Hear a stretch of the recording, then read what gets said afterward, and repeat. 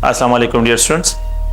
तो last lecture हमने molecular orbital theory को डिस्कस किया था और उसमें अगर आप लोगों को याद हो तो मैंने एक टेबल लिखा था वो टेबल इंपॉर्टेंट है, उसको आप लोगों ने ध्यान में रखना है। मैं जो है एक मॉलिक्यूल डिस्कशन इस पे करता हूँ।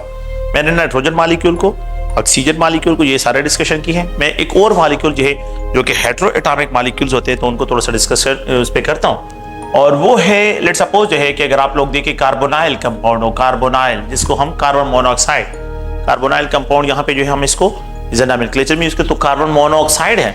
और इस कार्बन का इलेक्ट्रॉनिक कॉन्फ़िगरेशन अगर आप देखें तो ये 1s2 है। इस कार्बन का इलेक्ट्रॉनिक कॉन्फ़िगरेशन 1s2 जो है 2s2 है।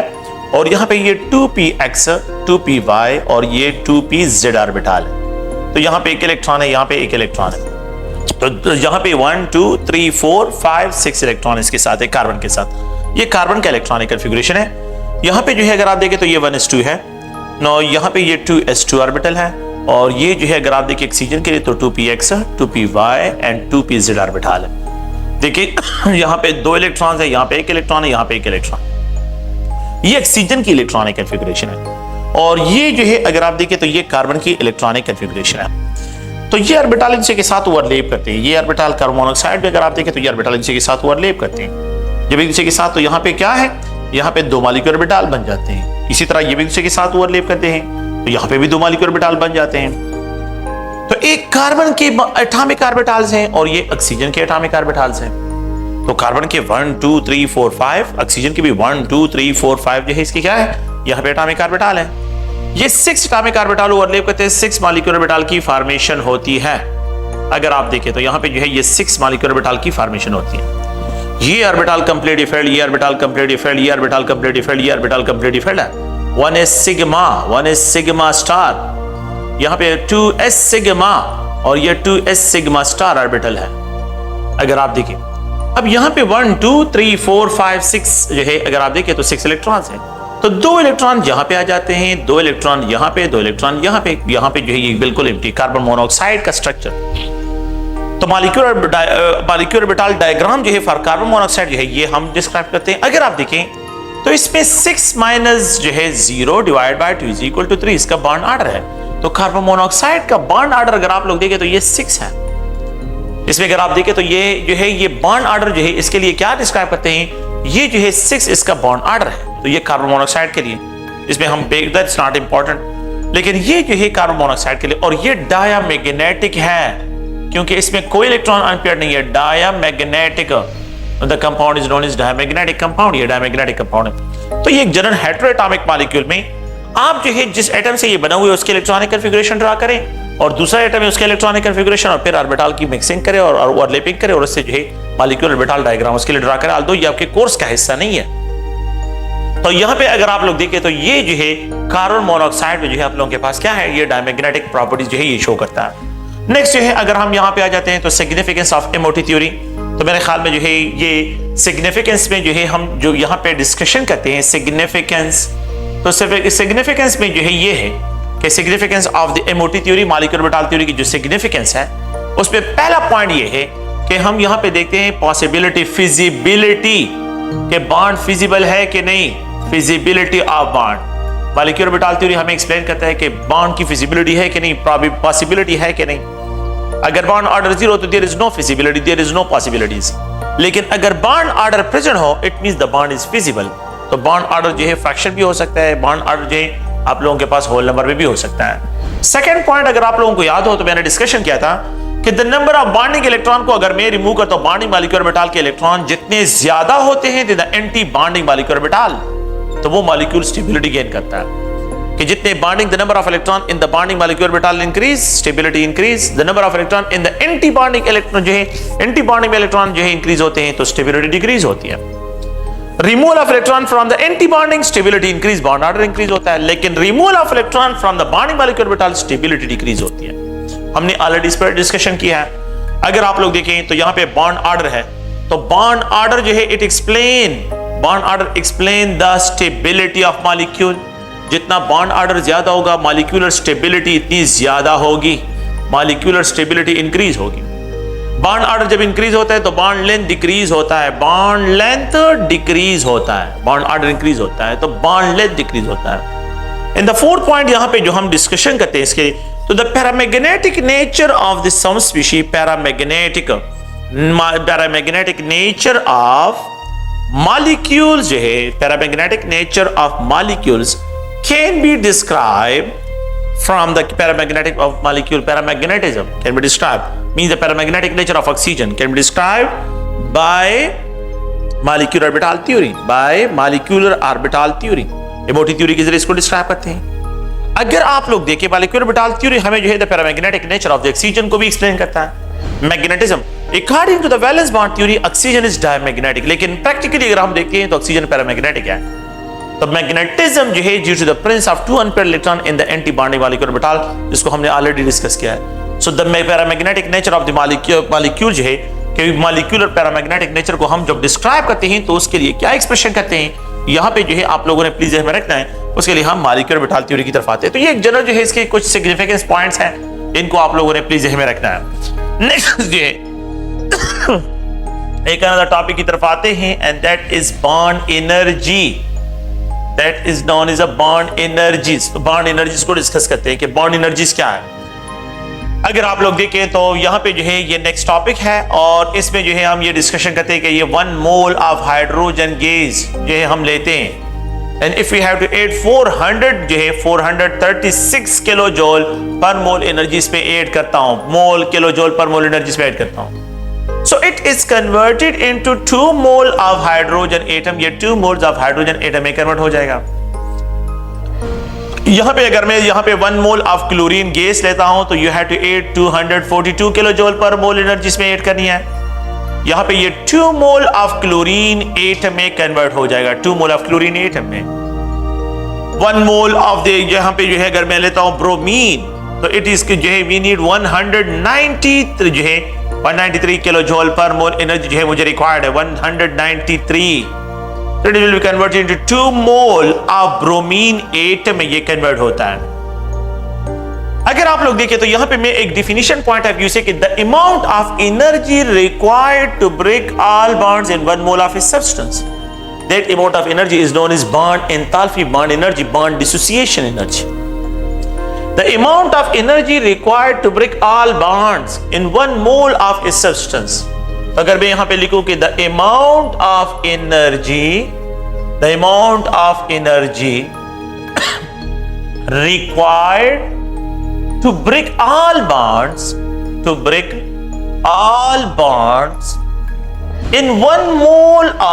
in 1 mole of a substance, so that amount of energy is known as, इसको हम क्या कहते हैं, bond enthalpy कहते हैं, bond energy कहते हैं। It is known as bond enthalpy, ये endothermic process, bond breaking endothermic process है। तो बॉन्ड ब्रेकिंग ये जो है एक एंडोथर्मिक प्रोसेस है और इसमें मैं एनर्जी ऐड कर रहा हूं तो इसको डिस्क्राइब करते हैं with the positive enthalpy. It is describe as the positive enthalpy से इसको एक्सप्रेशन करते हैं। अगर मैं क्या लिखूं यहां पे 1 मोल ऑफ हाइड्रोजन एटम लेता हूं and it combined with the 1 mole of hydrogen atom, it is converted into 1 mole of hydrogen molecule। ये प्रोसेस रिवर्स कर लेता हूं तो यहां पे जो बॉन्ड एंथैल्पी होगी या बॉन्ड रिएक्शन के एंथैल्पी होगी that will be equal to -436 kilo joule per mole energy, -436 kilo joule, ये माइनस साइन है। अगर मैं 2 क्लोरीन एटम लेता हूं या बल्कि 2 mole of 1 mole of chlorine atom, 1 mole of chlorine atom, अगर मैं इन दोनों को कंपेयर करता हूं 1 मोल ऑफ क्लोरीन मॉलिक्यूल तो यहां पे जो है standard enthalpy of reaction will be equal to -292 kilo joule per mole है। तो हम बॉन्ड एंथैल्पी को इस तरह भी डिफाइन करते हैं कि the amount of energy released when 1 mole of a substance is formed from its constituent element. The amount of energy released when 1 mole of a substance is formed from its constituent elements, तो constituent elements के combination से तो जो molecule बनता है या compound बनता है तो जो अमाउंट ऑफ एनर्जी रिलीज होती है उसको भी स्टैंडर्ड एंथैल्पी ऑफ लीजिए में रखे बॉन्ड एंथैल्पी कहते हैं, स्टैंडर्ड एंथैल्पी ऑफ फॉर्मेशन भी या स्टैंडर्ड एंथैल्पी ऑफ रिएक्शन भी कहते हैं, बॉन्ड एंथैल्पी भी इसको कहते हैं। तो मतलब क्या है कि बॉन्ड एनर्जी जो है ये एंडो भी है और ये एक्सो, दोनों से इसकी एक्सप्रेशन कर सकते हैं। तो you have to describe by exothermic process और एंडोथर्मिक प्रोसेस, जो है ये दोनों इसके लिए यहां पे रिप्रेजेंट कर सकते हैं। तो बॉन्ड एंथैल्पी एक्सोथर्मिक भी हो सकती है, बॉन्ड एंथैल्पी एक एंडोथर्मिक, ये दोनों प्रोसेस जो है इसके लिए एक्सप्रेशन इसके लिए कर सकते हैं।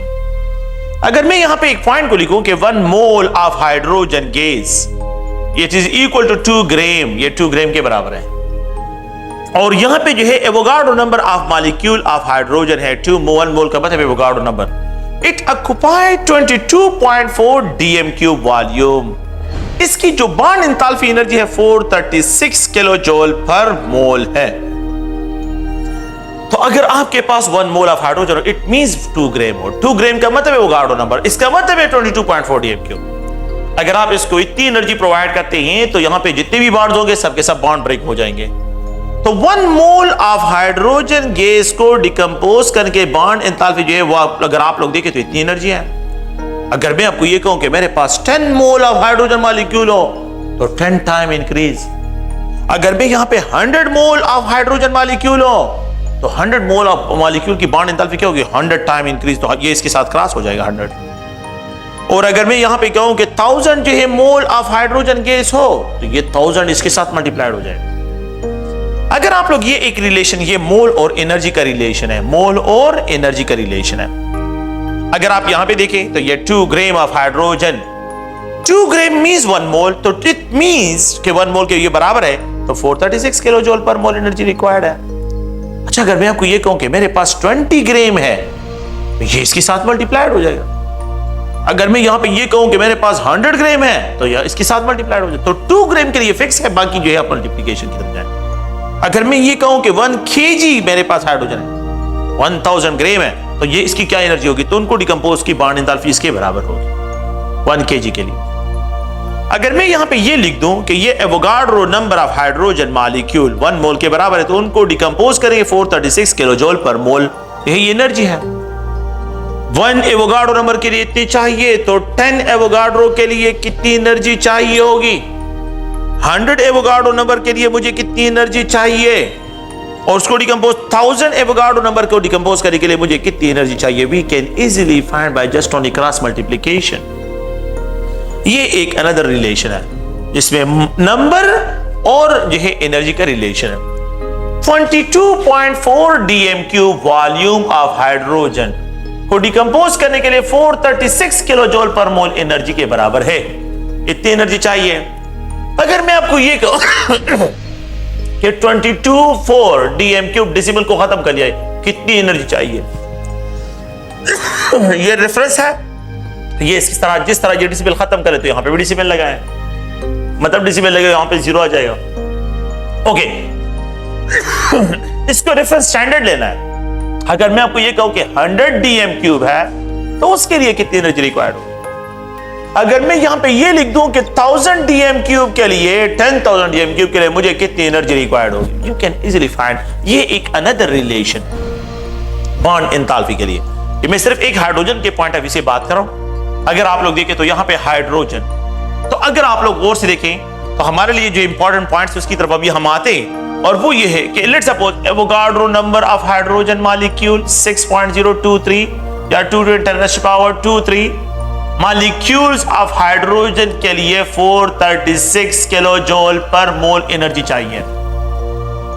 इतने मॉलिक्यूल को डिकम्पोज करने के लिए मुझे इतनी एनर्जी चाहिए, तो एक मॉलिक्यूल ऑफ हाइड्रोजन को डिकम्पोज करने के लिए मुझे कितनी एनर्जी चाहिए, 6.022 × 10⁻²3, और यहां पे ये 6.022 × 10⁻²3 हो जाएगा, ये कैंसिल हो जाएगा। अ सिंगल मॉलिक्यूल ऑफ हाइड्रोजन को डिकम्पोज करने के लिए 436 किलो जूल पर मोल पर एवोगाड्रो नंबर इतनी एनर्जी मुझे चाहिए। ये आप प्रीवियस पेपर अगर आप 18 के ईटा के पेपर में देखिए, ये क्वेश्चन प्रेजेंट है कि what is the energy of a single molecule of hydrogen. A single molecule की एनर्जी इसके बराबर है और 1 मोल ऑफ हाइड्रोजन की एनर्जी इसके बराबर है। अ सिंगल मॉलिक्यूल का मतलब है क्या कि यहां पे आप लोगों के पास ये 2 एटॉमिक मास यूनिट हो। 2 atomic mass unit of hydrogen के लिए इतनी एनर्जी रिक्वायर्ड है कि जिसमें 436 डिवाइड बाय एवोगाड्रो नंबर होगा। 436 डिवाइड बाय एवोगाड्रो नंबर जो है अगर आप लोग देखें तो ये एक हाइड्रोजन मॉलिक्यूल की एनर्जी है। आप याद रखें कि अ सिंगल मॉलिक्यूल की hydrogen, a single molecule of chlorine की energy, a single molecule of chlorine की एनर्जी अगर मैं यहां पे लिख देता हूं तो 1 mole means Avogadro number 6.022 and 10⁻²3। We need 242 kilo joule per mole. ये क्लोरीन के लिए एनर्जी है, मैंने लिखी वैल्यू। अगर मैं एक मॉलिक्यूल की बात कर रहा हूं, यहां पे सिंगल मॉलिक्यूल की बात कर रहा हूं, ये क्लोरीन है, तो एक मॉलिक्यूल की एनर्जी की बात करता हूं तो ये 10⁻²3, यहां पे जो है ये 6.022 and 10⁻²3 होगा। A single molecule of chlorine को we need 242 kilo joule per mole divide bye 6.022 and 10⁻²3। तो ये 242 kilo joule per mole divide by Avogadro number के बराबर है। ये एवोगाड्रो नंबर की क्या है? एवोगाड्रो नंबर के बराबर है। अगर आप इसको देखें तो ये एवोगाड्रो नंबर के यहां पे इक्विवेलेंट है। तो अगर मैं इस तरह डिस्क्राइब करता हूं, अगर आप लोग देखें तो किसी भी मॉलिक्यूल की energy, molecule a single molecule की एनर्जी, अ सिंगल मॉलिक्यूल की एनर्जी, जब एक मॉलिक्यूल हो उसकी एनर्जी क्या होगी? तो that will be equal to bond enthalpy of the molecule. Molecule की बॉन्ड एंथैल्पी क्या है?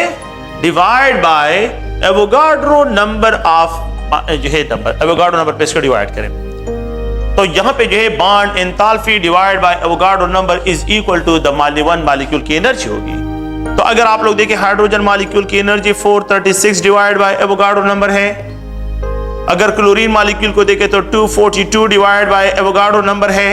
एवोगाड्रो नंबर में kilo joule per mole ignore कर रहा हूं, बस किलो जूल पर मोल, और यहां पे ये किलो जूल पर मोल, बस मैं ये यूनिट को, अगर मैं अ सिंगल फ्लोरीन मॉलिक्यूल की बात करता हूं तो 158 kilo joule per mole divide by Avogadro number के बराबर है। बॉन्ड एंथैल्पी फ्लोरीन की ये है। अगर मैं ब्रोमीन की लिखता हूं तो ब्रोमीन 193 किलो जूल पर मोल, और अगर आप लोग देखें तो यहां पे एवोगाड्रो नंबर पे इसको डिवाइड करते हैं तो ये एक मॉलिक्यूल की एनर्जी होगी। A single molecule energy is equal to, a single molecular energy is equal to, ये जो है अगर आप लोग देखें तो इसके बराबर है। नेक्स्ट पॉइंट अगर आप लोग देखें, one molecule of hydrogen is composed of 2 atom. तो एक molecule of hydrogen 2 hydrogen atom से बना है। इसका मतलब यह है कि 2 हाइड्रोजन एटम की एनर्जी जो है 436 kilo joule per mole divide by Avogadro number के बराबर है। तो एक हाइड्रोजन एनर्जी की, हाइड्रोजन एटम की एनर्जी क्या होगी? तो इस 2 को यहां से क्रॉस करें तो अ सिंगल हाइड्रोजन एटम की energy 436 kilo joule per mole divide by 2 Avogadro number के बराबर है।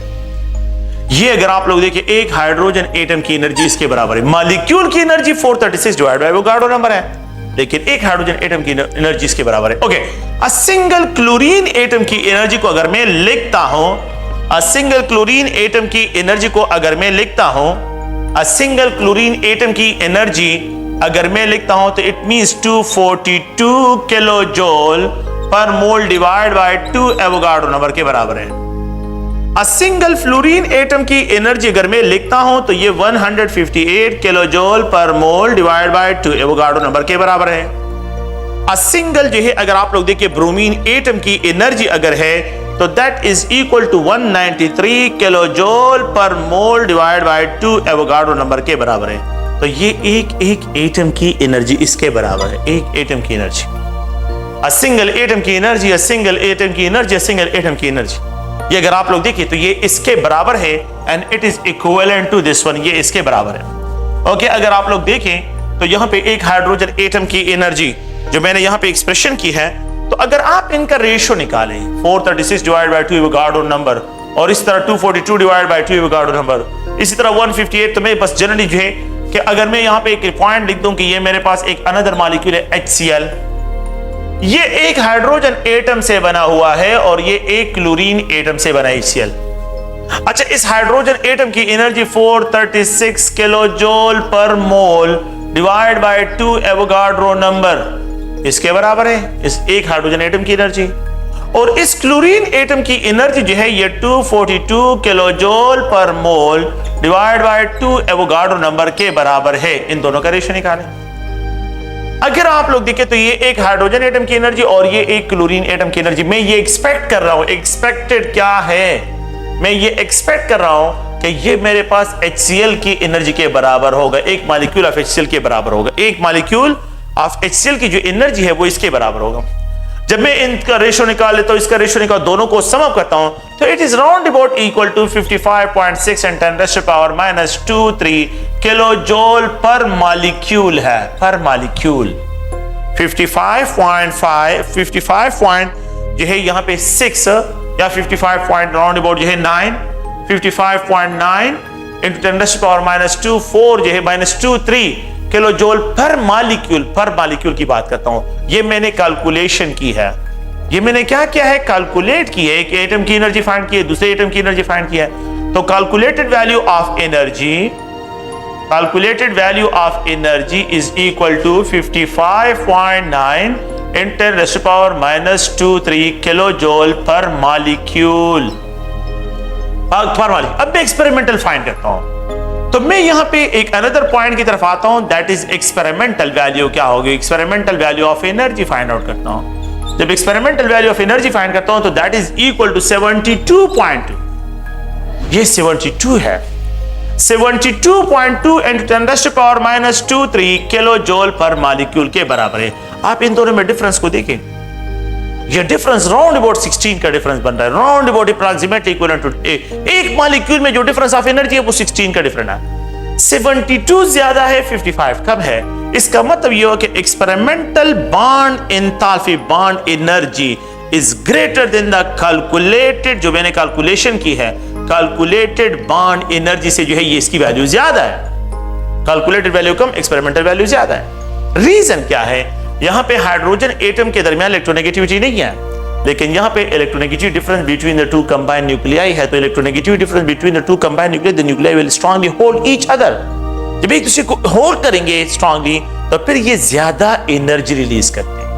तो कैलकुलेटेड वैल्यू से जो है कैलकुलेटेड वैल्यू कम और एक्सपेरिमेंटल बॉन्ड एंथैल्पी जो है ये ज्यादा।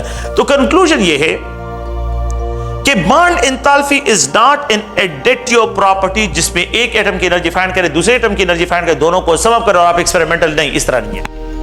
बॉन्ड एंथैल्पी एक एक्सपेरिमेंटल वैल्यू। तो बॉन्ड एंथैल्पी अगर आप लोग देखें, बॉन्ड एंथैल्पी इसके लिए जो वर्ड इस्तेमाल होता है, तो बॉन्ड एंथैल्पी इज जो है एक क्या है, एक experimental, is an experimental value, is an experimental value, is an experimental value है।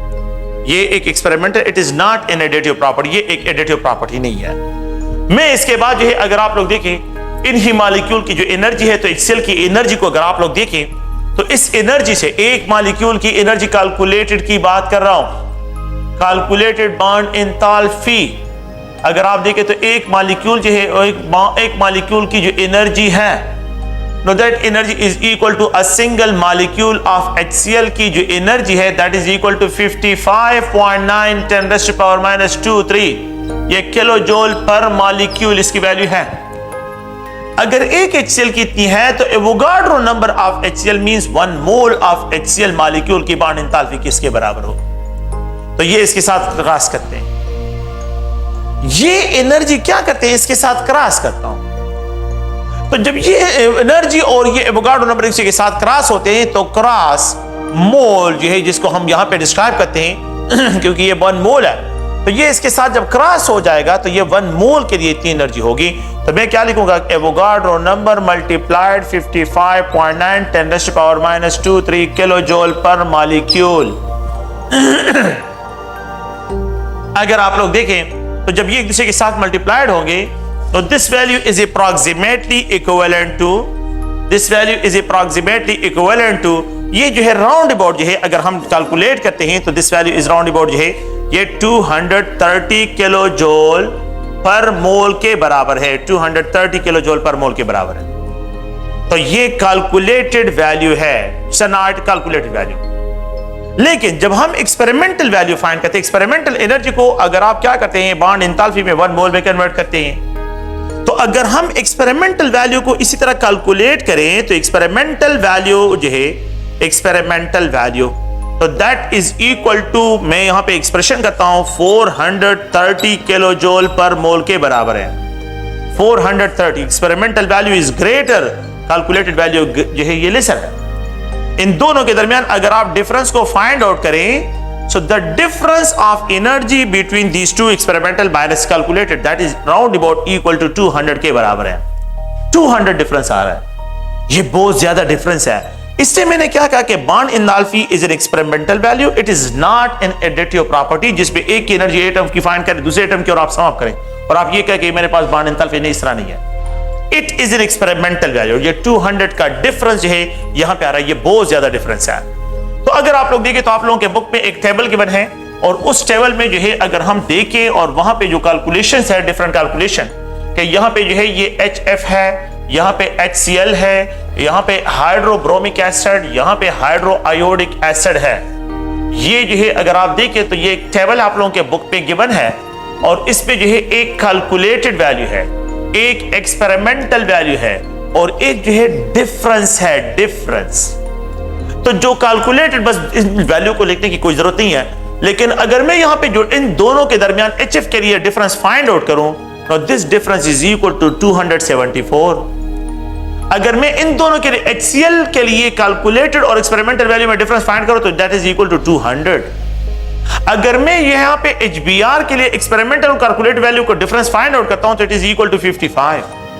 और अगर मैं HI के लिए और इन दोनों के दरमियान डिफरेंस को फाइंड आउट करता हूं तो ये अराउंड अबाउट 8 के बराबर होता है। अगर आप लोग देखिए एक्सपेरिमेंटल तो जितना electronegative difference between the two combined nuclei increase होता है, then the difference between the experimental value और कैलकुलेटेड वैल्यू आल्सो इंक्रीज होता है। कंक्लूजन ये है कि the electronegativity difference between two nuclei, difference between two nuclei increases, between two nuclei increases, अगर ये increase होते हैं then the electronegative difference between the two nuclei increase होते हैं, then the difference of energy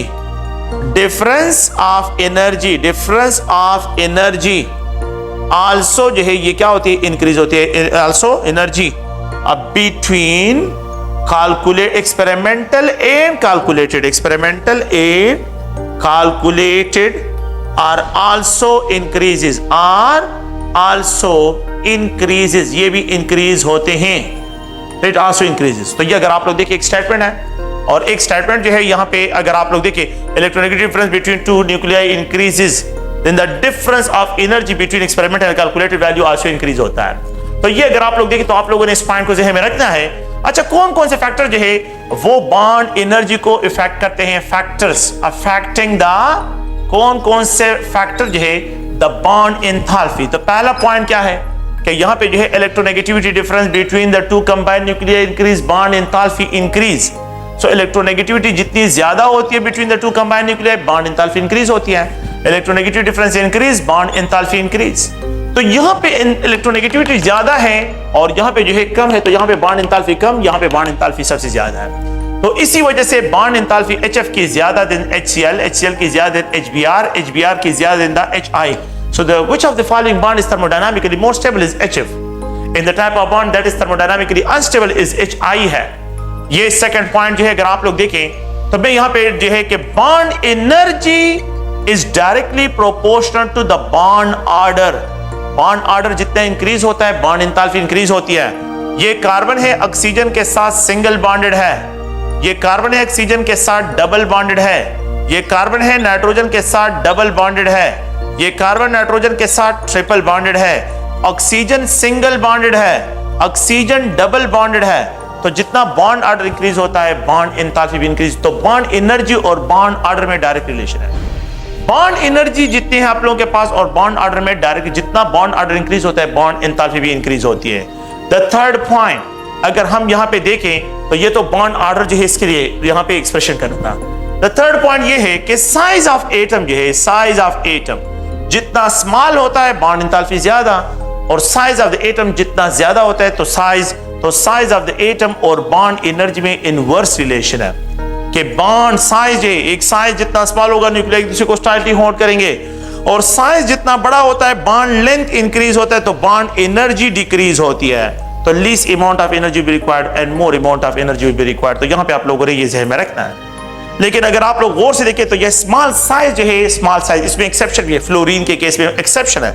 अगर आप लोग देखें तो फ्लोरीन का साइज तो कम है, लेकिन उसका ट्रेंड क्या है? Chlorine have more than the bromine, bromine have more than the fluorine and fluorine have more than the iodine.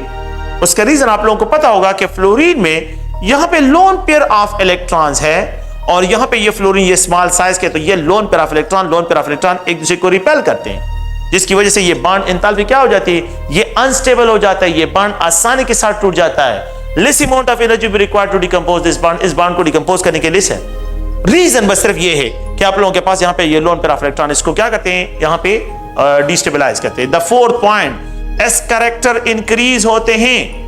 तो जिस बॉन्ड में एस कैरेक्टर जो है आप लोगों के पास एक बॉन्ड है वो sp3 ओवरलैप से बना हुआ है, एक बॉन्ड जो है वो sp2 ओवरलैप से बना हुआ है, और एक बॉन्ड जो है वो sp ओवरलैप से, S character increase, bond energy increase होती है।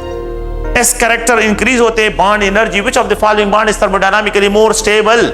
तो जो बॉन्ड sp ओवरलैप से बना हुआ है sp2 से, और यहां पे sp2 overlap is more stable then sp3। तो एस कैरेक्टर जितने इंक्रीज होते हैं, बॉन्ड एंथैल्पी जो है आप लोगों के पास क्या होती है? ये इंक्रीज होते हैं। नेक्स्ट जो है अगर आप देखें तो हम यहाँ पे बॉन्ड लेंथ को डिस्कस करते हैं। बॉन्ड लेंथ ये एक अनदर कैरेक्टरिस्टिक है, इसको जो है डिस्कशन इस पे करते हैं। बॉन्ड लेंथ क्या होता है? बॉन्ड लेंथ जो है ये भी एक प्रॉपर्टी हम यहाँ पे डिस्क्राइब करते हैं कि यहाँ पे इस तरह डिफाइन करते हैं कि it is the equilibrium bond distance, भी इसको कहते हैं इक्विलिब्रियम बॉन्ड डिस्टेंस, ठीक है, between the two combined nuclei. ये अगर आप देखें एक न्यूक्लियाई है और ये न्यूक्लियाई है, तो इन दोनों के दरमियान जो डिस्टेंस है, तो इसको जो है, क्योंकि न्यूक्लियाई स्टैटिक फॉर्म में नहीं होते, ये जो है क्या होते हैं? टू एंड फ्रो मोशन करते हैं, टू एंड फ्रो। ये they are not static bond नहीं होता है, ये बॉन्ड जो है टू एंड फ्रो मोशन करते हैं। तो इसलिए इसको इक्विलिब्रियम बॉन्ड डिस्टेंस से भी डिस्कशन करते हैं कि इट इज द इंटर जो है अगर हम देखें तो इसको inter nuclear equilibrium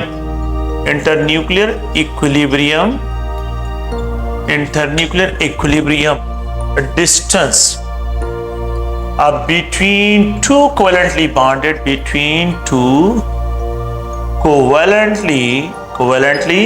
bonded nuclei. Bonded nuclei is known as a bond length. इसको bond length कहते हैं. The internuclear equilibrium distance between two covalently bonded nuclei is known as bond length. इसको bond length कहते हैं. It is determined experimentally. It is determined by XRD techniques. X-rays diffraction के जरिए इसकी determination करते हैं. इसके लिए जो यूनिट यूज होता है तो मोस्टली पाइकोमीटर जो है, एंगस्ट्रम, नैनोमीटर, और अगर आप लोग देखें तो यहाँ पे जो है micrometre, different types of unit के जो लेंथ है एक्सेट्रा, ये इसके लिए यूज करते हैं. तो पाइकोमीटर, एंगस्ट्रम, नैनोमीटर जो है ये इनके यूनिट, और ये XRD टेक्निक ये एक्सपेरिमेंटल इसके जरिए डिटरमिन होते हैं. और बॉन्ड आप लोगों को पता है कि न्यूक्लियर जो एटम्स होते हैं तो इनकी जो कोई जो है मतलब ये कि फिक्स बाउंड्रीज नहीं होते. ये तो मतलब ये कि इलेक्ट्रॉन्स है तो इलेक्ट्रॉन जो यहाँ तक प्रेजेंट होते हैं तो इनकी फिक्स बाउंड्रीज नहीं होते. तो अगर आप लोग देखें तो यहाँ पे मैं एक्सप्रेशन करता हूँ कि द इंटरन्यूक्लियर इक्विलिब्रियम डिस्टेंस के, लेट्स सपोज हाइड्रोजन है तो हाइड्रोजन के दरमियान जो बॉन्ड लेंथ है it is determined experimentally by XRD technique. It is equal to 74 picometre के बराबर है. अगर आप लोग देखें ये 74 पाइकोमीटर जो है यहाँ पे कार्बन कार्बन के दरमियान जो बॉन्ड लेंथ है ये 154 पाइकोमीटर के बराबर है. सिलिकॉन सिलिकॉन के दरमियान जो बॉन्ड लेंथ है इट इज इक्वल टू 236 पाइकोमीटर के बराबर है. तो ये जनरल जो है कि ये है कि it is the internuclear equilibrium distance between the two covalently bonded nuclei. The internuclear equilibrium distance between the two covalently bonded nuclei is known as इसको हम बॉन्ड लेंथ से डिस्क्राइब करते हैं. ये बॉन्ड लेंथ कहलाता है. अगर आप लोग देखें तो यहाँ पे जो है जो बॉन्ड लेंथ है तो ये इस कौन से फैक्टर पे इफेक्ट करता है. तो पहला point, electronegativity difference between the two combined nuclei increase, bond length decrease. अगर हम यहाँ पे डिस्कशन का मतलब करते हैं कि इलेक्ट्रोनेगेटिव डिफरेंस जो है जितना इंक्रीज होता है बॉन्ड लेंथ डिक्रीज होता है. ये कार्बन है. अगर hydride, the binary compounds of hydrogen are called hydrides. अगर कार्बन हाइड्रोजन के साथ अटैच है, यहाँ पे जो है ये नाइट्रोजन के साथ अटैच है, ये ग्रुप 4 एलिमेंट्स है. ग्रुप 4 अगर आप देखें ये ग्रुप 4 एलिमेंट है, ये ग्रुप 5 एलिमेंट है, नाइट्रोजन ग्रुप 5 का है. यहाँ पे जो है अगर आप लोग देखें तो ये ग्रुप 6 का एलिमेंट है ऑक्सीजन, तो यहाँ पे, और ये ग्रुप 7 का एलिमेंट है जो कि फ्लोरीन है. तो यहाँ पे जो है ये फ्लोरीन और ये हाइड्रोजन. तो binary compound of hydrogen with any other element is known as इसको हम क्या एक्सप्रेशन करते हैं, ये जो है बॉन्ड लेंथ डिस्क्राइब होता है. देखिए यहां पे बॉन्ड लेंथ सबसे ज्यादा होगा क्योंकि यहां पे इलेक्ट्रोनेगेटिविटी डिफरेंस सबसे कम है, और यहां पे बॉन्ड लेंथ सबसे कम होगा क्योंकि यहां पे इलेक्ट्रोनेगेटिविटी डिफरेंस सबसे ज्यादा है। अगर मैं यहां पे लिखूं तो बॉन्ड लेंथ वाइज तो carbon hydrogen bond length will be greater than the nitrogen hydrogen bond will be greater than the hydrogen oxygen bond will be greater than the FH जो है यहां पे होगा। तो ये किसका ट्रेंड है? ये बॉन्ड लेंथ का ट्रेंड है, बॉन्ड लेंथ का। इससे पहले मैंने बॉन्ड एनर्जी की बात की है, तो अगर मैं बॉन्ड एनर्जी का ट्रेंड की बात करता हूं तो यहां पे FH बॉन्ड जिसको HF भी कहते हैं, ये बॉन्ड एनर्जी ज्यादा देन द OH बॉन्ड, ये बॉन्ड एनर्जी ज्यादा देन द NH बॉन्ड, ये बॉन्ड एनर्जी ज्यादा देन द CH बॉन्ड। तो सबसे लीस्ट जो है, तो जहां पे बॉन्ड लेंथ ज्यादा होगा वहां पे बॉन्ड एनर्जी सबसे कम होगी, जहां पे बॉन्ड लेंथ सबसे कम होगा वहां पे बॉन्ड एनर्जी सबसे ज्यादा होगी। तो बॉन्ड एनर्जी का ट्रेंड इस जो है, अगर आप ग्रुप 4 से लेके ग्रुप 7 तक जाते हैं तो यहां पे इनके लिए ये बॉन्ड एनर्जी का जो ट्रेंड है, तो electronegative difference between to combined nuclear increase, bond length decrease. अगर मैं यहां पे लिख दूं बॉन्ड ऑर्डर, बॉन्ड ऑर्डर जो है ये कार्बन कार्बन सिंगल बॉन्ड है, ये कार्बन कार्बन डबल बॉन्ड है, ये कार्बन कार्बन ट्रिपल बॉन्ड है। तो ट्रिपल बॉन्ड में 120 पाइकोमीटर बॉन्ड लेंथ है, यहां पे 132 पाइकोमीटर है, 134 पाइकोमीटर, यहां पे 154 पाइकोमीटर है। अगर आप यहां पे देखें तो यहां पे बॉन्ड ऑर्डर 1 है, यहां पे बॉन्ड ऑर्डर, जितना बॉन्ड ऑर्डर इंक्रीज होता है बॉन्ड लेंथ डिक्रीज होता है। So there is a inverse relationship between the bond order and bond length. ये कार्बन ऑक्सीजन डबल बॉन्ड है, यहां पे जो है अगर आप देखें तो ये कार्बन कार्बन डबल बॉन्ड है, यहां पे कार्बन कार्बन, ये कार्बन ऑक्सीजन, यहां पे बॉन्ड ऑर्डर सेम है। अगर आप लोग देखें यहां पे ये कार्बन नाइट्रोजन बॉन्ड, अपने इलेक्ट्रोनेगेटिविटी को पे देखना है, यहां पे इलेक्ट्रोनेगेटिविटी डिफरेंस सबसे ज्यादा है, फिर उसके बाद ये है और यहां पे, तो इन केस में बॉन्ड ऑर्डर तो सेम है लेकिन यहां पे बॉन्ड लेंथ कम होगा, फिर उसके बाद कार्बन नाइट्रोजन का बॉन्ड लेंथ होगा, और फिर उसमें जो है सबसे ज्यादा बॉन्ड लेंथ जो है वो अगर आप लोग देखें तो कार्बन कार्बन डबल बॉन्ड का होगा। Electronegativity difference, bond order same, electronegativity difference को देखें, बॉन्ड ऑर्डर डिफरेंट है तो फिर बॉन्ड ऑर्डर को देखें तो जहां पे बॉन्ड ऑर्डर ज्यादा होगा वहां पे बॉन्ड लेंथ जो है आप लोग के पास सबसे क्या होगा, वो कम होगा। तो bond order increase, bond energy increase, लेकिन बॉन्ड लेंथ डिक्रीज होता है। ये अगर आप लोग देखें तो ये इसका एक अनदर फैक्टर है जिसको हम यहाँ पे साइज ऑफ एटम। अगर थर्ड वन ये है कि साइज ऑफ एटम जितना स्मॉल होगा, एटम जितना स्मॉल होता है, जितना इंक्रीज होता है, साइज ऑफ एटम जितना इंक्रीज होता है तो बॉन्ड लेंथ भी इंक्रीज होता है। So there is a direct relationship between the size of atom and bond length. अगर आप लोग देखें तो यहां पे मैं एक्सप्रेशन करता हूं, ये फ्लोरीन फ्लोरीन है, ये क्लोरीन क्लोरीन, ये ब्रोमीन है, ब्रोमीन के साथ ये आयोडीन, तो सबसे ज्यादा बॉन्ड लेंथ आयोडीन में, सबसे लीस्ट बॉन्ड लेंथ फ्लोरीन में। अगर आप लोग कार्बन कार्बन को देखें, सिलिकॉन सिलिकॉन को देखें, यहां पे जर्मीनियम जर्मीनियम के बॉन्ड लेंथ को देखें, तो जितना मैं फ्रॉम टॉप टू बॉटम जाता हूं size of the atom increase होता है, बॉन्ड लेंथ इंक्रीज होता है। तो फ्रॉम टॉप टू बॉटम अगर मैं मूव करता हूं तो बॉन्ड लेंथ, तो यहां पे from top to bottom bond length increase, from bottom to top bond length decrease होता है। तो ये जो है साइज ऑफ द एटम है। द फोर्थ पॉइंट ये है एस कैरेक्टर। तो ये बिल्कुल वही है कि अगर आप लोग देखिए एस कैरेक्टर, यहां पे sp3 हाइब्रिडाइज है, ये 25% एस कैरेक्टर है, यहां पे 33% एस कैरेक्टर है, और यहां पे जो है 50% एस कैरेक्टर है। तो जितना एस कैरेक्टर इंक्रीज होते हैं बॉन्ड लेंथ डिक्रीज होते हैं। तो बॉन्ड लेंथ और एस कैरेक्टर का इनवर्स रिलेशन है। एस कैरेक्टर जितने ज्यादा होते हैं बॉन्ड लेंथ जो है अगर आप लोग देखें तो यहां पे ये डिक्रीज होता है। तो ये एक जनरल स्केच है द बॉन्ड लेंथ के बारे में कि बॉन्ड लेंथ को आप लोगों ने किस तरह जो है ज़हन में रखना है, साइज ऑफ द एटम को देखना है, इलेक्ट्रोनेगेटिविटी को देखना है, बॉन्ड ऑर्डर को देखना है, इन सारी चीजों को आप लोगों ने जो है देखना है। ठीक है। अच्छा नेक्स्ट जो है अगर मैं यहां पे एक वर्ड इस्तेमाल करता हूं that is called covalent radii. Covalent radii. अच्छा what is mean by covalent radii? Covalent radii क्या होती है? तो जो कोवेलेंट बॉन्ड होता है तो उसका अगर हम हाफ लेते हैं तो half of the covalent bond, half of covalent bond, covalent bond का हाफ जो होता है is described as a covalent radii. लेकिन फॉर अ होमोएटॉमिक मॉलिक्यूल तो half of covalent bond for a homoatomic molecule, for a homoatomic molecule, homoatomic molecule is known as a covalent radii. Half of covalent bond for a homoatomic molecule is known as covalent radii. अगर आप लोग देखें तो hydrogen की covalent radii, covalent radii of hydrogen will be equal to bond length of chlorine hydrogen, bond length of hydrogen, ठीक है, divide by 2। the bond length of hydrogen is equal to, मैंने अभी यहां पे लिखा है, that is equal to 74 picometer divide by 2 is equal to 37 picometer, इसकी covalent radii है। the covalent radii of carbon is equal to the bond length of carbon, bond length of carbon divided by 2 is equal to 154 picometer divided by 2 is equal to 77 picometer के बराबर है। तो अगर यहां पे देखिए covalent radii जो है सिलिकॉन का, कोवेलेंट रेडियाई सिलिकॉन का, सिलिकॉन, तो ये 236 इसका बॉन्ड लेंथ है divide by 2 is equal to 118 picometre के बराबर है, 118 पाइकोमीटर के बराबर है। अगर मैं यहां पे लिख दूं कि what will be the expected bond length between the carbon and hydrogen, the covalent radii of carbon is 77 picometer, the covalent radii of hydrogen is 37 picometer. तो मैं इन दोनों को सम करता हूं, it is approximately equal to 114 picometer. ये मैंने calculate की है, मैंने क्या की है, कैलकुलेशन की है, कैलकुलेटेड वैल्यू है।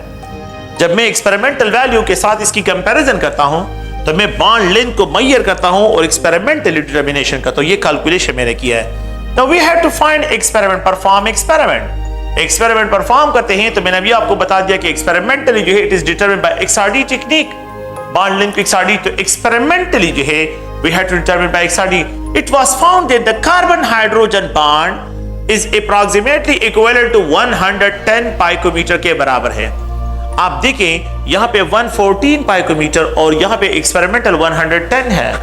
एक्सपेरिमेंटल वैल्यू स्मॉलर है और यहां पे कैलकुलेटेड वैल्यू ज्यादा है। तो in case of bond length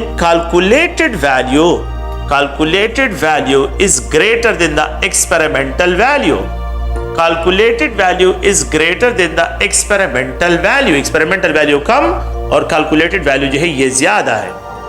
so calculated value is greater than the experimental value while in case of bond experimental value is greater than the, no the reason is क्या है, the reason यहाँ पे electronegative difference है जिसपे दो nuclear एक दूसरे के करीब आ जाते हैं। तो जब electronegative difference between to combined nuclear increase होता है, बॉन्ड लेंथ डिक्रीज होता है। और यहां पे तो इलेक्ट्रोनेगेटिव डिफरेंस को हमने इग्नोर किया है तो 114 पाइकोमीटर के बराबर आ रहा है। तो इट इज यहां पे एक्सपेरिमेंटल वैल्यू के करीब पहुंच रहा है। That's why bond length is also described as a additive property, इसको एडिटिव प्रॉपर्टी भी डिस्क्राइब करते हैं। तो bond length is also described as a additive property, इसको एडिटिव प्रॉपर्टी से भी क्या करते हैं, डिस्क्राइब करते हैं बॉन्ड लेंथ को। तो अगर आप लोग देखें तो ये एक एडिटिव प्रॉपर्टी है। अच्छा फिर यहां पे अगर मैं यहां पे HCl की बात करता हूं तो ये HCl है, तो the covalent radii of hydrogen is equal to 37 picometer, ये 37 पाइकोमीटर के बराबर है। The covalent radii of chlorine is equal to 99 picometer, तो covalent radii of chlorine will be equal to the bond length 198 picometer divide by 2 is equal to 99 picometer के बराबर है। इन दोनों का जो समअप है that will be equal to 136 पाइकोमीटर के बराबर है। ये मैंने कैलकुलेशन की है, ये मैंने क्या की है कैलकुलेशन।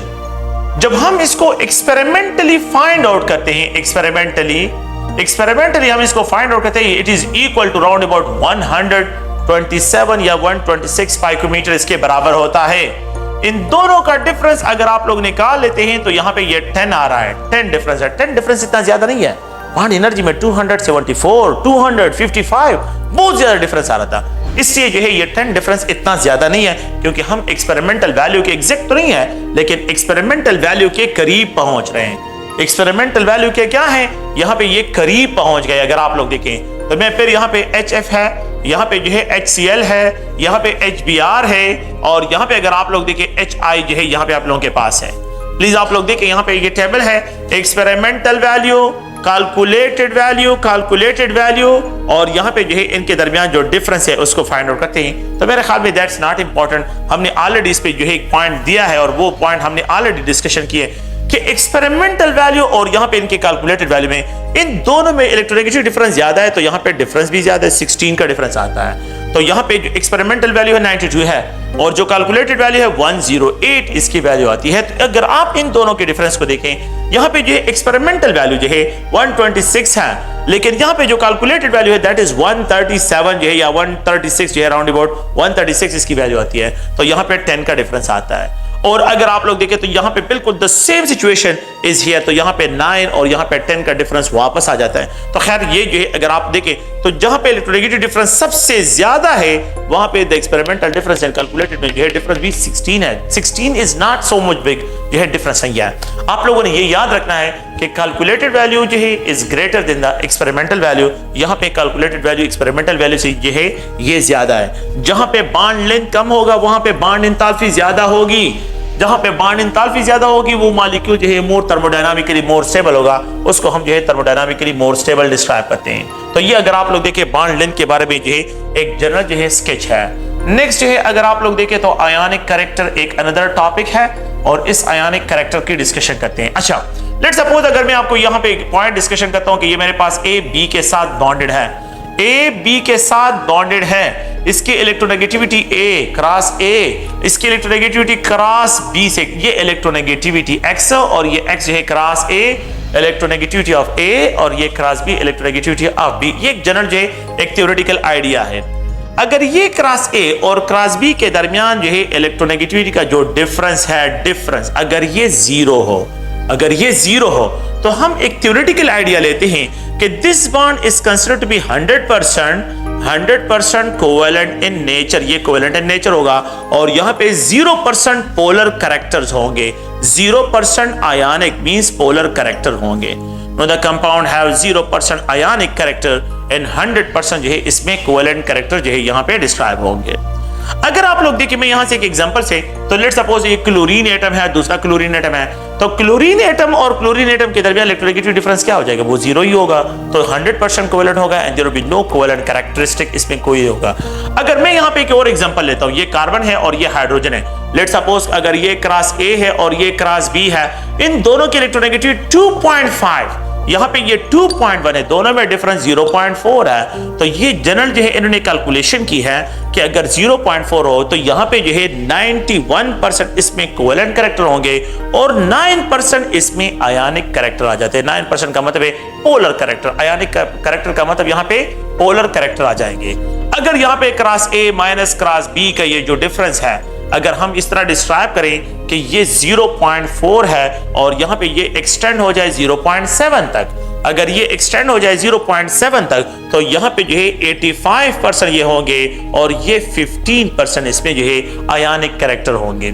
कोवेलेंट कैरेक्टर जो है कम हो रहे हैं, आयोनिक कैरेक्टर इंक्रीज हो रहे हैं। अगर आप लोग देखें, अगर आप लोगों के पास एक दो न्यूक्लियाई है cross A minus cross B और ये electronegative difference between the two combined nuclei is 1.4 हो, अगर ये जो है लेट्स सपोज ये इंक्रीज हो जाए 1.4 जो है चला जाए, तो यहाँ पे जो है अगर आप देखें तो इस केस पे जब हम डिस्कशन करते हैं तो यहाँ पे 21% जो है आप लोगों के पास क्या है 21% यहाँ पे जो है अगर आप लोग देखें तो इसमें जो है राउंड अबाउट 39% जो है इसमें क्या होते हैं आयोनिक कैरेक्टर आ जाते हैं और यहाँ पे जो है अगर आप देखें तो 61% इसमें कोवेलेंट कैरेक्टर आ जाते हैं।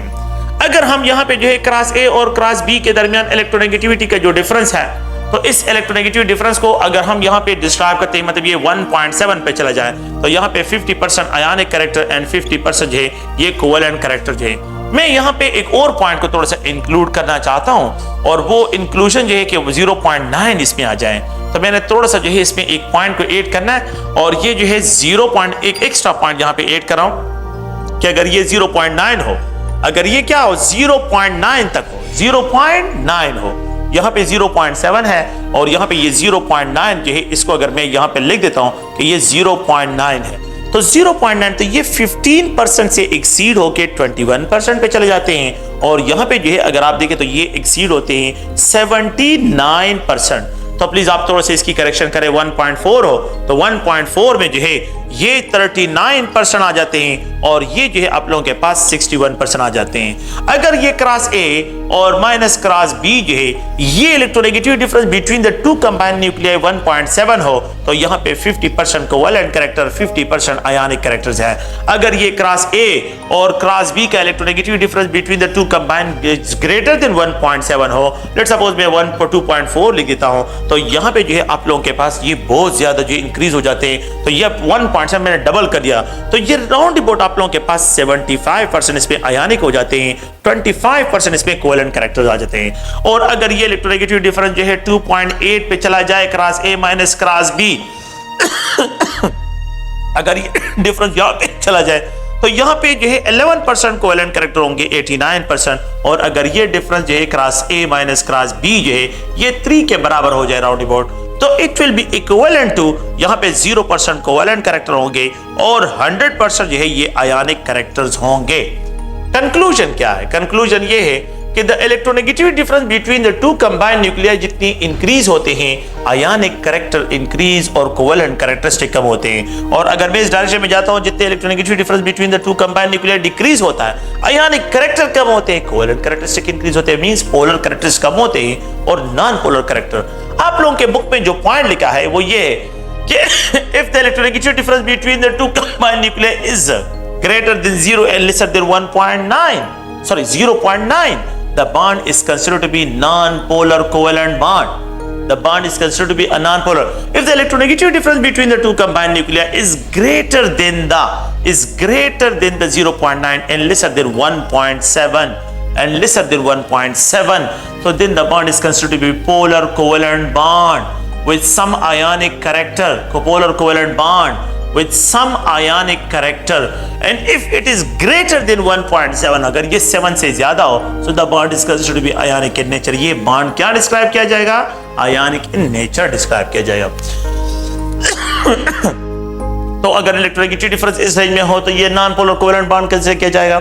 अगर ये 0.9 और 1.7 के 0.9 से अबव और 1.7 से बिलो तो ये जो है पोलर कोवेलेंट बॉन्ड। और अगर ये 1.7 और 3 के दरमियान हो तो it is described as ionic in nature. The bond is considered to be ionic in nature with जो है अगर आप लोग देखें तो यहाँ पे आयनिक कैरेक्टरिस्टिक ज्यादा होगी।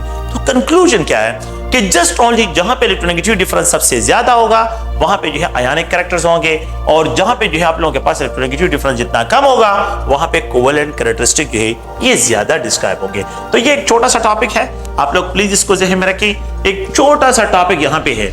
अगर मैं इस तरह एक्सप्रेशन करता हूं, देखें ये कार्बन हाइड्रोजन है, यहाँ पे जो है नाइट्रोजन हाइड्रोजन है, यहाँ पे अगर आप लोग देखें ऑक्सीजन हाइड्रोजन है और यहाँ पे हाइड्रोजन जो है फ्लोरीन हाइड्रोजन है। So which of the following bond have maximum ionic character? Hydrofluorine में, देन हाइड्रो ऑक्सीजन में, देन हाइड्रो नाइट्रोजन में और कार्बन हाइड्रोजन में आयनिक कैरेक्टर बहुत ही लीस्ट होंगे। तो सबसे ज्यादा आयनिक कैरेक्टर यहाँ पे होंगे और सबसे लीस्ट जो है यहाँ पे होंगे क्योंकि यहाँ पे इलेक्ट्रोनेगेटिव। अगर आप HCl को देखें, अगर ये क्लोरीन तो यहाँ पे ज्यादा यहाँ पे कम। अगर आप OH को देखें एसिड यहाँ पे ज्यादा यहाँ पे कम। अगर आप NH को देखें तो यहाँ पे ये pH यहाँ पे ज्यादा और यहाँ पे कम होंगे क्योंकि फ्रॉम टॉप टू बॉटम जाता हो तो इलेक्ट्रोनेगेटिव डिफरेंस क्या होती है वो कम होती है। तो आयनिक कैरेक्टर जो है वो जो है क्या होंगे वो डिक्रीज की तरफ चले जाएंगे। तो ये एक छोटा सा टॉपिक है, प्लीज आप लोग इसको भी ज़हन में रखें। और ये जो है आयनिक कैरेक्टर। अच्छा, एक और टॉपिक है जिसको हम जो है डिस्क्राइब करते हैं डायपोल मूवमेंट को। एक अदर टॉपिक है that is known as dipole movement. तो डायपोल मूवमेंट को जो है डिस्कशन करते हैं। डायपोल मूवमेंट क्या है? It is express by new bar से इसको एक्सप्रेशन करते हैं और ये एक वेक्टर क्वांटिटी है। अकॉर्डिंग टू दिस कांसेप्ट जो है, now this the concept is applicable to find the quantitative charge separation. Quantitative charge separation of, और से देखिए ऑफ आयंस की जो है quantitative charge separation in molecules जो है अगर आप लोग देखें तो in molecule the quantitative means the amount of molecules. Molecule में the amount of charge separation को डिस्क्राइब करने के लिए हम क्या कहते हैं? डायपोल मूवमेंट यूज करते हैं। मॉलिक्यूल में द क्वांटिटी ऑफ चार्ज को सेपरेशन को डिटेक्ट करने के लिए हम डायपोल मूवमेंट करते हैं। तो डायपोल मूवमेंट एक ऐसा टेक्निक है जिसके जरिए हम the quantity of charge separation in molecule describe करते हैं। तो ये डायपोल मूवमेंट है। Okay, dipole movement can be express, इसको एक्सप्रेस करते हैं। It is the product of charge, cross product of charge and the distance between the charge particle, that is described as a dipole movement. अगर मेरे पास ये A है और यहाँ पे ये B है, अगर आप देखें ये B है और इन दोनों में एक इलेक्ट्रॉन का डिफरेंस है, एंड द डिफरेंस जो है यहाँ पे जो डिस्टेंस है R क्या है, ये अगर आप लोग देखिए अ सिंगल एंगस्ट्रॉम के बराबर है। A single angstrom is equal to 10⁻⁻⁻ जो है 10 मीटर इज इक्वल टू 10⁻⁻⁻ जो है 8 सेंटीमीटर के बराबर होता है। एक इलेक्ट्रॉन है, एक इलेक्ट्रॉन लास्ट के दूसरे इलेक्ट्रॉन गेन क्या है, तो एक इलेक्ट्रॉन पे चार्ज 1.6 × 10⁻⁻19 कूलम है, and it is also equal to 4.8 × 10⁻10 ESU electrostatic unit के भी बराबर है। अगर आप लोग देखें तो यहाँ पे एक इलेक्ट्रॉन का डायपोल में 4.8 × 10⁻10 ESU, और यहाँ पे जो है मल्टीप्लाइड 10⁻8 ये सेंटीमीटर है। तो 4.8 × 10⁻10 -8 ESU into सेंटीमीटर। अगर आप देखें तो 4.8 × 10⁻18 ESU into centimetre. Now this value is equal to, ये जो वैल्यू है तो दिस वैल्यू इज डिस्क्राइब जो है, अगर आप लोग देखें तो this value is equal to 1 × 10⁻⁻18 जो है 18 ESU centimetre is equal to a single debye के बराबर है। It is equal to 1 debye, ये 1 डिबाई CGS सिस्टम में। तो CGS सिस्टम में ये जो है आप लोग प्लीज ध्यान में रखें 1 ESU सेंटीमीटर ये इलेक्ट्रोस्टैटिक यूनिट है। ESU centimetre is equal to 1 debye, और ये 4.8 अगर ये देखें तो ये डिबाई के बराबर है, तो 4.8 डिबाई जो है इसके लिए डायपोल मोमेंट डिस्क्राइब होगा। 4.8 डिबाई जो है इसके लिए क्या है, ये जो है इसके लिए क्या डिस्क्राइब किया जाएगा, ये इसका डायपोल मोमेंट डिस्क्राइब किया जाएगा। तो ये आप लोगों ने याद रखना है, एक डिबाई में 1 Debye is equal to 1 × 10⁻18 ESU, और यहाँ पे सेंटीमीटर 10 डिबाई में कितने होंगे, can you find it. 100 debye में जो है हाउ मेनी जो है ESU into सेंटीमीटर। 1000 डिबाई में जो है आप लोगों के पास कितने ESU into centimetre, you can easily find. इनको जो है फाइंड करना जो है यहाँ पे अगर आप लोग देखें तो अगर आप लोग गौर से देखें तो ये आप लोगों के पास इसकी वैल्यू जो है इसके बराबर है। नेक्स्ट जो है अगर आप लोग देखें, अगर मैं इस आई सिस्टम में इसकी एक्सप्रेशन करता हूं, अगर मैं इस आई सिस्टम में इसको डिस्क्राइब करता हूं तो यहाँ पे जो है ये अगर आप देखें तो ये डायपोल मोमेंट है, और ये क्यों इस आई सिस्टम में 1.6 × 10⁻⁻19 कूलम। अ सिंगल इलेक्ट्रॉन पे जो चार्ज है 1.6 × 10⁻⁻19 कूलम चार्ज के बराबर है, मल्टीप्लाइड यहाँ पे मैंने इस आई सिस्टम में लेना है 10⁻10 और ये मीटर है, ये मीटर, ये जो है कूलम है, तो ये कूलम है और ये मीटर है। ये कूलम और ये जो है क्या है, यहाँ पे जो है ये मीटर है, ये कूलम और ये जो है ये मीटर है।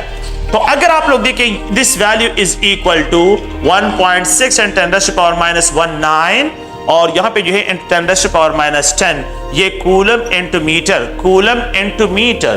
1.6 × 10⁻- जो है अगर आप देखें तो ये 29 कूलम, कूलम इनटू मीटर के बराबर है।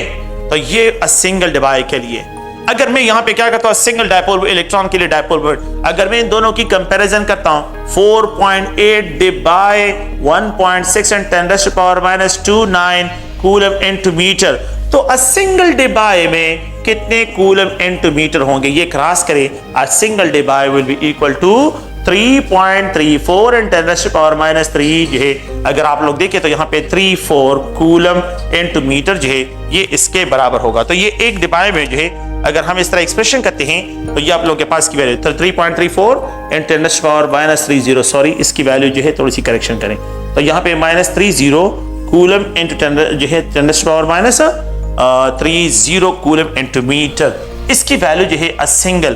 तो 1 डिवाइस में इतने कूलम इनटू मीटर होते हैं तो 10 में कितने कूलम इनटू मीटर होंगे, 100 में कितने होंगे, 200 में कितने होंगे, 1000 में कितने होंगे। यू कैन फाइंड इट, आप लोग आसानी से जो है इंटर कन्वर्जन, तो ये यूनिट फैक्टर इंटर कन्वर्जन है और ये जो है इस आई सिस्टम में, ये एस आई सिस्टम है और ये CGS सिस्टम में हमने जो इंटर कन्वर्जन की है तो आप लोगों ने इनको जहन में रखना है।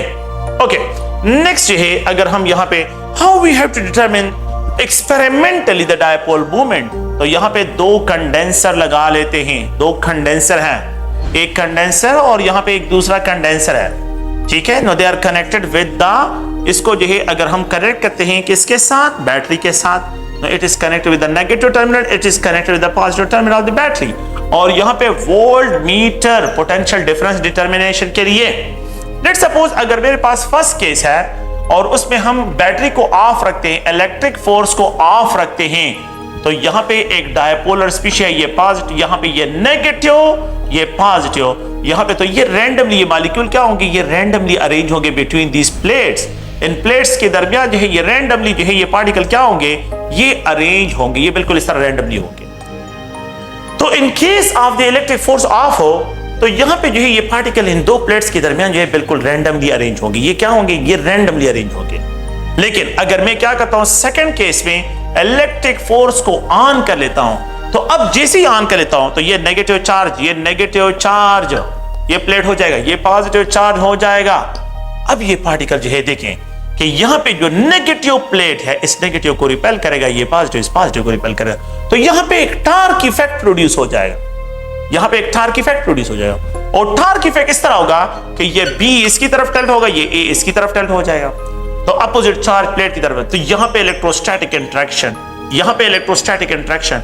अब ये बी और ये ए पॉजिटिव, ये नेगेटिव, यहाँ पे इलेक्ट्रोस्टैटिक इंटरेक्शन, ये बी और यहाँ पे ये ए, यहाँ पे क्या होगा, इलेक्ट्रोस्टैटिक इंटरेक्शन जो है यहाँ पे डेवलप हो जाएंगे। याद रखें अगर यहाँ पे इन दो प्लेट्स के दरमियान इलेक्ट्रोस्टैटिक इंटरेक्शन ज्यादा डेवलप होता है, इट मींस यहाँ पे चार्ज सेपरेशन ज्यादा है।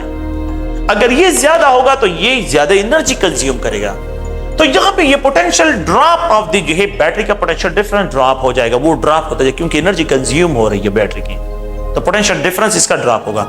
तो अगर maximum drop of potential difference, maximum drop of potential difference, then maximum polarity is present, then the polarity is maximum, then polarity is a maximum, तो फिर polarity maximum होगी।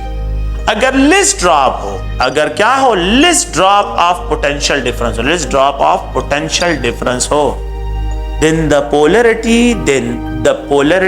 is least, polarity क्या होगी, वो least होगी, the least polarity will be disturbed.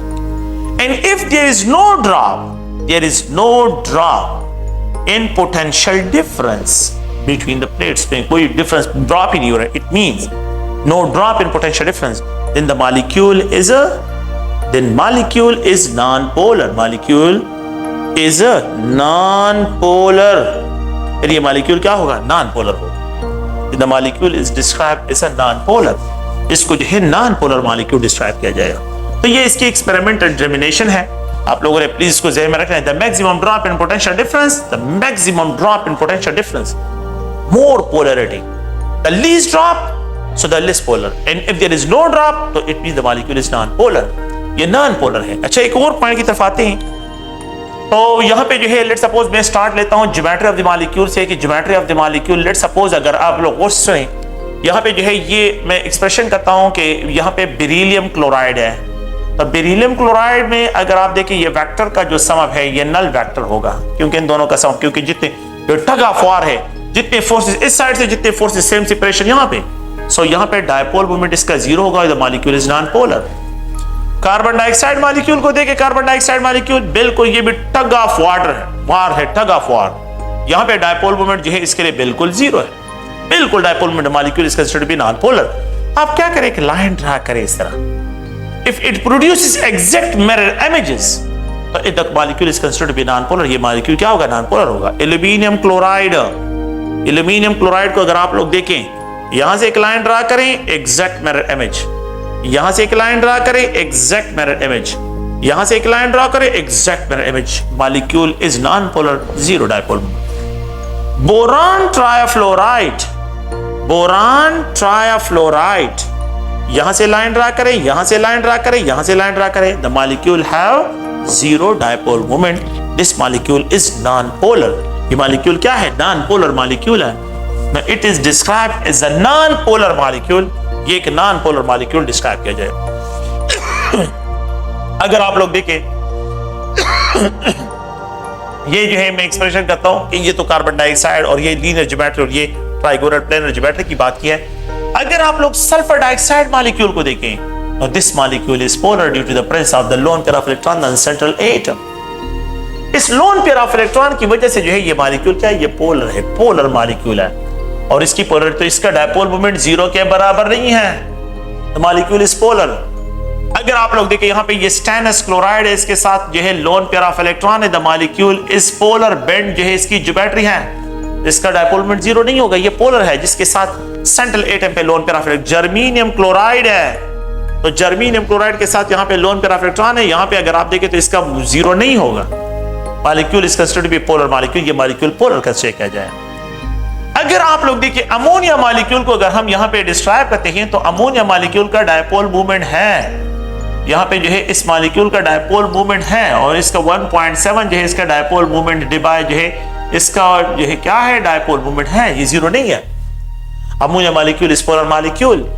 अच्छा, अगर आप लोग देखें तो यहाँ पे NF3 है, तो loan pair of electron fluorine, fluorine का अब बॉन्ड मूवमेंट फ्लोरीन की तरफ होगा, नॉट फ्रॉम द नाइट्रोजन से।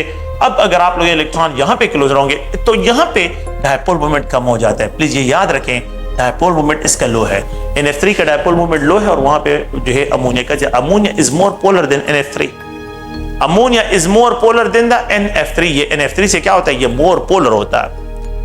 अगर आप लोग देखें तो ये कंपाउंड इज मोर पोलर, इसका डायपोल मोमेंट ज्यादा है, और यहाँ पे जो है ये CH2Cl2 से भी ज्यादा है, और ये CHCl3 से भी ज्यादा है, और कार्बन टेट्राक्लोराइड जो है ये नॉन पोलर है, तो डायपोल मोमेंट इसका ज्यादा, इसका जो है का, और यहाँ पे इसका ज्यादा, सब वो इसका डायपोल मोमेंट क्या है, 0 है, इसका 0 है, इसका डायपोल मोमेंट सबसे ज्यादा है, ये 0 के बराबर नहीं है, लेकिन सबसे लीस्ट जो है यहाँ पे, क्योंकि इस मॉलिक्यूल में साइमेट्री है, तो carbon tetrachloride molecule have exact mirror images produce करते हैं, साइमेट्री है। तो जिन मॉलिक्यूल में बॉन्ड साइमेट्री हो वो मॉलिक्यूल जो है नॉन पोलर डिस्क्राइब होते हैं, वो मॉलिक्यूल नॉन पोलर डिस्क्राइब है। सिस ट्रांस आइसोमर, ये क्लोरो है, तो सिस आइसोमर है, क्लोरो E3 है, chlorine on the both side the same side है, क्लोरो E3, यहाँ पे इलेक्ट्रॉन, यहाँ पे जो है बॉन्ड मूवमेंट, तो ये जो है नेट डायपोल मूवमेंट है। तो ये अगर आप लोग देखिए E3 मॉलिक्यूल को अगर आप लोग देखें तो ये E3 मॉलिक्यूल जो है ये एक पोलर मॉलिक्यूल है, तो ये क्लोरो जो है सिस आइसोमर, तो सिस डायाक्लोरो E3 जो है ये पोलर मॉलिक्यूल है। लेकिन इसका जो ट्रांस है, ट्रांस आइसोमर जो इसका है, तो ये एक दूसरे के इफेक्ट को कैंसल आउट करता है, इनके इफेक्ट को कैंसल आउट करते हैं, 180 एंगल पे होते हैं। तो ट्रांस आइसोमर जो है, trans isomer they are non polar, trans isomer non polar होता है, और इसका डायपोल मोमेंट 0 के बराबर, इसका dipole moment is not equal to 0, ये 0 के बराबर है और ये 0 के बराबर। तो आप लोगों ने प्लीज देखें कि यहाँ पे जो है डायपोल मूवमेंट जो है कि सिस ट्रांस आइसोमेरिज्म जो है उनमें डिफरेंशिएट करने के लिए हम क्या करते हैं, ये अगर आप लोग और से देखें, मैं एक कंपाउंड को डिस्कशन करता हूं कि ये बेंजीन और यहाँ पे क्लोरीन है, बिल्कुल इसका जो है डायपोल मूवमेंट जो है ये 0 के बराबर नहीं है। अगर मैं यहाँ पे लिख देता हूं कि यहाँ पे ये क्लोरीन इसका डायपोल मूवमेंट 0 नहीं है, लेकिन अगर ये पैराडाई सब्स्टिट्यूट हो तो अब इसका है, इसका डायपोल मूवमेंट तो पैराडाई सब्स्टिट्यूटेड जो है ये नॉन पोलर होगा, लेकिन होमो डायटोमिक हो, मतलब सिमिलर एटम का सब्स्टिट्यूट हो, तो ये क्या होगा, ये आप लोगों के पास, तो प्लीज आप लोग ज़हन में रखें इसका डायपोल मोमेंट 0 होगा। तो ये 0 है, यहां पे ये पोलर है, यहां पे जो है ये पोलर होगा।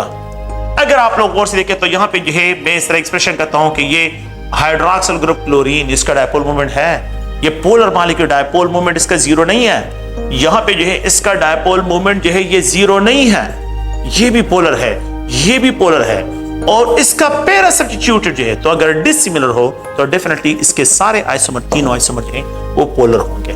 तो इनका जो है जितने भी आप लोगों के पास आइसोमर्स होंगे या आप लोगों के पास, तो इसमें साइमेट्री है, तो ये हाफ इस हाफ का एग्जैक्ट मिरर इमेज आ रहा है। इसी वजह से जो है अगर आप देखें तो, लेकिन ये आप लोगों के पास क्या है, ये मॉलिक्यूल, तो दिस मॉलिक्यूल में जो है इन सब का डायपोल मोमेंट जो है आप लोगों के पास प्रेजेंट होगा, तो ये आप लोगों ने प्लीज ज़हन में रखना है। ओके, नेक्स्ट जो है अगर हम यहाँ पे लेट सपोज एल्डिहाइड्स और कीटोन को देखें, तो ये एल्डिहाइड्स हैं, एल्डिहाइड्स आर पोलर, ये पोलर है, डायपोल मोमेंट इसका है। कीटोन्स आर पोलर, तो कीटोन्स जो है अगर आप लोग देखें तो कीटोन्स का डायपोल मोमेंट है, ये कार्बन नेगेटिव, और ये तो जो पॉजिटिव होगा क्रॉस टेल से एक्सप्रेस करते हैं, और जो नेगेटिव है तो उसकी तरफ जो है हेड ऑफ द एरो जो है उसकी तरफ आ जाता है। तो ये अगर आप लोग देखें तो जनरल जो है इसकी एग्जांपल है। Now next we have to describe the ionic characters, कि आयनिक कैरेक्टर जो है किस तरह फाइंड आउट करते हैं। Ionic character is equal to observe dipole moment जो कि एक्सपेरिमेंटल है, डिवाइड बाय, प्लीज याद रखें, ionic dipole moment multiplied by 100। ये फार्मूला है, जनरल फार्मूला है कि the observe dipole moment divide by ionic dipole moment is known is, इसको हम आयनिक कैरेक्टर से डिस्क्राइब करते हैं। ये आयनिक कैरेक्टर्स हैं। अगर आप लोग देखें यहां पे जो है इसके पे एक न्यूमेरिकल क्वेश्चन सॉल्व करता हूं कि let's suppose higher calculate the ionic character of HF। Calculate करें, किस चीज को कैलकुलेट करें? Calculate the ionic character, the ionic character of HF bond, hydrofluoric bond. HF bond की आयनिक कैरेक्टर को कैलकुलेट करें। तो अगर मैं HF बॉन्ड की आयनिक कैरेक्टर को कैलकुलेट करता हूं, मुझे दो इंफॉर्मेशन होना मस्ट, ये मुझे गिवन होंगे। एक तो मुझे R की value bond length that is equal to 0.92 जो है ये एंगस्ट्रम के बराबर है, ये बॉन्ड लेंथ मुझे गिवन होगा। सेकंड पॉइंट ये है जो मुझे गिवन होगा, ऑब्जर्व डायपोल मोमेंट मुझे गिवन होगा। ऑब्जर्व डायपोल मोमेंट जो एक्सपेरिमेंटल है 1.97 डिबाई के बराबर, ये मुझे गिवन हो। ये दो वैल्यू अगर मुझे गिवन हो, we can easily find the ionic character of the bond. इस बॉन्ड की जो है तो मुझे ये दो वैल्यू चाहिए, एक वैल्यू R की नॉन हो, दूसरा ऑब्जर्व डायपोल मोमेंट के, तो we can easily find the ionic character. तो आयनिक कैरेक्टर अब मैंने क्या करना है कि लेट्स सपोज करता हूं कि हाइड्रोजन गैसियस स्टेट में इलेक्ट्रॉन रिलीज करे, एक इलेक्ट्रॉन को लॉस करे, इसने इलेक्ट्रॉन लॉस कर लिया, और यही इलेक्ट्रॉन जो है गैसियस स्टेट में फ्लोरीन ने गेन कर लिया, फ्लोराइड आयन में कन्वर्ट हो गया। ये जो HF है ये दोनों एक साथ कंबाइन होते हैं, तो यहां पे आयनिक बॉन्ड H और F जो है इसने इलेक्ट्रॉन लॉस किया है हाइड्रोजन, और फ्लोरीन ने गेन किया है। हाइड्रोजन और गैसियस स्टेट में और फ्लोरीन गैसियस स्टेट में कंबाइन होते हैं, एक ने इलेक्ट्रॉन रिलीज किया, दूसरे इलेक्ट्रॉन, ये आयनिक 100% आयनिक है। ये 100% आयनिक बॉन्ड जो है अगर हम यहां पे देखते हैं तो ये 100% आयनिक बॉन्ड है।